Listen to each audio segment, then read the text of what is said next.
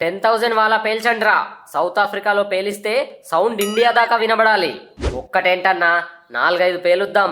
మన బౌలర్ల దెబ్బకు సౌత్ ఆఫ్రికా బ్యాటర్లు నలిగిపోయారు పాపం. కెప్టెన్ గా నాకు ఇది మామూలు విక్టరీ కాదురా. మన బౌలర్లను పిలువు ఓసారి. చెప్పు రాహుల్, ఏంటి పిలిచావంట? ఏం బౌలింగ్ అబ్బబ్బబ్బా. పాపం వాళ్లకు ఎట్లా కొట్టాలో ఎటు కొట్టాలో కూడా అర్థం కాక పిచ్చెక్కిపోయింది. మరి మన బౌలింగ్ టైమింగ్ అంటే అట్లుంటది. ఏంటి రాహుల్, నేను కూడా ఒక వికెట్ తీశానుగా.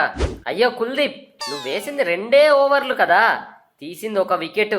అయినా 3 అంటే 3 రన్స్ ఇచ్చావు. సూపర్ నువ్వు కూడా. Thank you Rahul. ఆవేష్ ఖాన్, నువ్వైతే ఇరగదీశావు. 8 ఓవర్లు వేసి 4 వికెట్లు తీసి సౌత్ ఆఫ్రికా నడ్డి విరిచేశావు. థ్యాంక్స్ అన్న. ఈ దెబ్బతో నాకు ఇండియా టీంలో ప్లేస్ పర్మనెంట్ అయినట్టేనా? ఒక్క మ్యాచ్కే పర్మనెంట్ అంటే ఎట్లా ఆవేష్? సీనియర్స్ లేరు కాబట్టి మీలో చాలా మందికి బెర్తులు దొరికాయి. వాళ్ళందరూ వస్తే అప్పుడు చూడాలి. మరి ఏంటన్నా, 4 వికెట్లు తీసినా గ్యారంటీ లేకపోతే ఎట్లా అన్నా? ఇలాగే 4-5 మ్యాచ్లు ఆడు, అప్పుడు చూద్దాం. మిగిలిన 2 వన్డేల్లో కూడా ఇలాగే వాళ్ళ వికెట్లు లేపేస్తా. అప్పుడు వచ్చి మాట్లాడతా అన్నా నీతో నా ప్లేస్ గురించి. ఏంటి, ఒక్క వన్డే గెలిచి వరల్డ్ కప్ గెలిచినంత బిల్డప్ ఇస్తున్నారు. ఏం మార్కరం, వరల్డ్ కప్ లో కూడా మాతో ఘోరంగా ఓడిపోయారుగా. ఇప్పుడు దాని గురించి ఎందుకులే. మరి ఒక్క గెలుపుకు మరి ఓవర్ గా బిల్డప్ ఇస్తున్నారు ఎందుకు మీరు? మీ దేశంలో మిమ్మల్ని ఇంత ఘోరంగా లేపేసినా మీకు బుద్ధి రాలేదన్నమాట. జరిగింది ఒక్క వన్డేనేగా. మిగిలిన 2 వన్డేలు మేము గెలిచి సిరీస్ గెలుచుకుంటాంలే. ఏంటేంటి, మొన్న T20లో 106 రన్స్ తేడాతో ఓడిపోయారు. నిన్న వన్డేలో 116కే ఆల్అౌట్ అయిపోయారు. ఇంకా మీరు చేసేది ఏమీ లేదు. మా దగ్గర మంచి బ్యాటర్లు ఉన్నారు. మీ తాటాకు చప్పుళ్లకు మేము అసలే భయపడం. ఈ రోజు చూసాంగా మీ బ్యాటర్లు ఎంత తోపులో. ఒకళ్ళు 32 బాల్స్ కు 7 రన్స్, నువ్వైతే 21 బాల్స్ ఆడి 12 రన్స్ చేసి మా ఆవేశానికి అడ్డంగా బలయ్యావు. అంటే రాహుల్, అది ఆపవయ్యా నువ్వు నీ ఓవర్ కాన్ఫిడెన్స్. బాగానే కవర్ చేశానే. ఎలా కనిపెట్టావు రాహుల్? ఒక కెప్టెన్ బాధలు ఇంకో కెప్టెన్ కి అర్థమవుతాయిలే. కరెక్టే, నిజంగా పరువు తీసేశారు రాహుల్.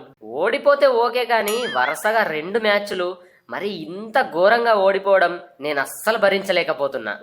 మరి ఇందాక అంత బిల్డప్ ఇచ్చావు. నేను డల్ అయిపోతే మా వాళ్ళు ఇంకా డల్ అవుతారు. ఇంకో 2 మ్యాచ్ల్లో గెలవాలంటే నేను నా కోపాన్ని బాధను లోపల దాచుకొని మా వాళ్ళని ఎంకరేజ్ చేయాలిగా. అబ్బో, గొప్ప త్యాగమే చేస్తున్నావులే. నా అసలు బాధ ఏంటంటే రోహిత్, కోహ్లీ లాంటి మహామహులు మీ టీంలో లేరు.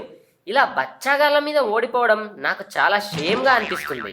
మా టీమిండియాలో సీనియర్, జూనియర్, కొత్త పాత ఏం లేదు. అందరూ పులులే. అది చూస్తేనే తెలిసిపోతుందిలే. సరే, నేను వెళ్ళి మా వాళ్లకు గట్టిగా వేసుకుంటా. వెళ్ళు. నేను మా బ్యాటర్స్తో కూడా మాట్లాడాలి. ఓకే, నెక్స్ట్ మ్యాచ్లో కలుద్దాం.